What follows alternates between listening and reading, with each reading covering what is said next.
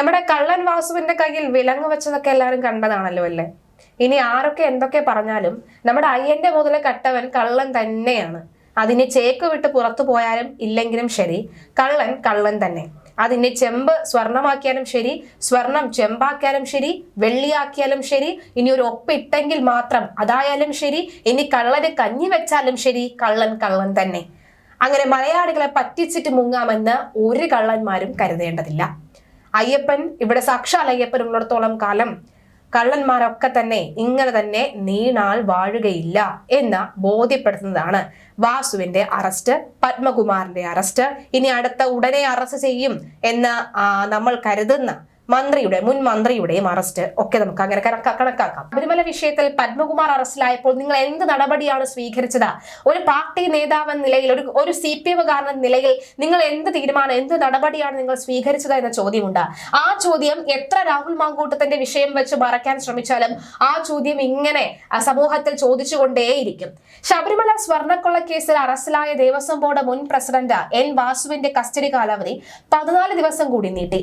കൊല്ലം vigilance കോടതിയുടേതാണ് നടപടി. വിലങ്ങില്ലാതെയാണ് വാസുവിനെ കോടതിയിൽ എത്തിച്ചത്. വാസു ദേവസ്വം കമ്മീഷണറായിരുന്ന സമയത്ത് സ്വർണം ചെമ്പായി രേഖപ്പെടുത്തി എന്നാണ് പ്രത്യേക അന്വേഷണ സംഘത്തിന്റെ കണ്ടെത്തൽ. വാസുവിനെ കോടതിക്ക് പുറത്തേക്ക് കൊണ്ടുവരുന്നതിനിടയിൽ BJP പ്രവർത്തകർ പ്രതിഷേധിച്ചു. വാസുവിനെതിരെ മുദ്രാവാക്യം വിളിച്ചാണ് പ്രവർത്തകർ പ്രതിഷേധിച്ചത്. അതിനിടെ വാസു ഇന്ന് സമർപ്പിച്ച ജാമ്യാപേക്ഷ നാളെ കോടതി പരിഗണിക്കും. കേസ് നടക്കുന്ന സമയത്ത് ചുമതലയിൽ താൻ ഉണ്ടായിരുന്നില്ലെന്നാണ് ജാമ്യാപേക്ഷയിൽ വാസു പറയുന്നത്. കൂടാതെ SI പിടിച്ചെടുത്ത രേഖകൾ കോടതിയുടെ മേൽനോട്ടത്തിൽ പരിശോധിക്കാൻ അനുവദിക്കണമെന്നും ആവശ്യപ്പെടുന്നു. എല്ലാം വാസു അറിഞ്ഞുകൊണ്ടാണ് ചെയ്തത് എന്ന കേസിൽ നേരത്തെ അറസ്റ്റിലായ മുരാരി ബാബുവും സുധീഷ് കുമാറും മൊഴി നൽകിയിരുന്നു. ഇതിന് പിന്നാലെയാണ് വാസുവിനെ അറസ്റ്റ് ചെയ്തത്.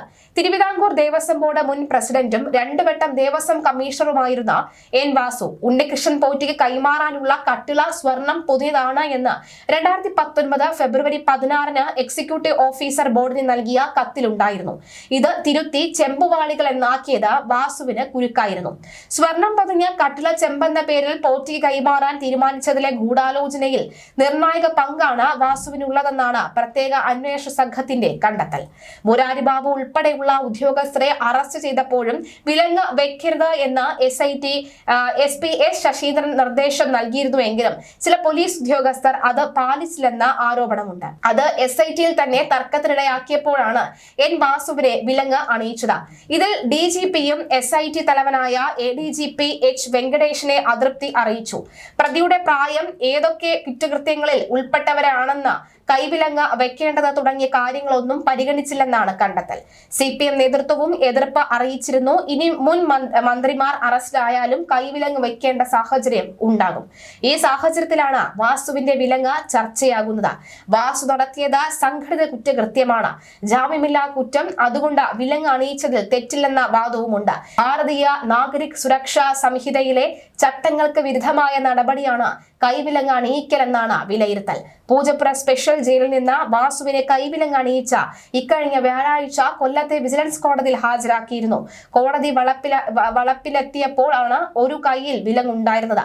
ഭാരതീയ നാഗരിക് സുരക്ഷാ സംഹിതയുടെ 43/3 ആർക്കൊക്കെയാണ് വിലങ്ങ് അണിയിക്കേണ്ടത് എന്ന് വ്യക്തമാകുന്നുണ്ട്. ഇനി ആരൊക്കെ തമ്മിൽ അടിപിടി കൂടിയാലും കടിച്ചുകീറാൻ നിന്നാലും ഭക്തർക്ക്, മലയാളികൾക്ക് വേണ്ടതും ആ കാഴ്ച തന്നെയായിരുന്നു.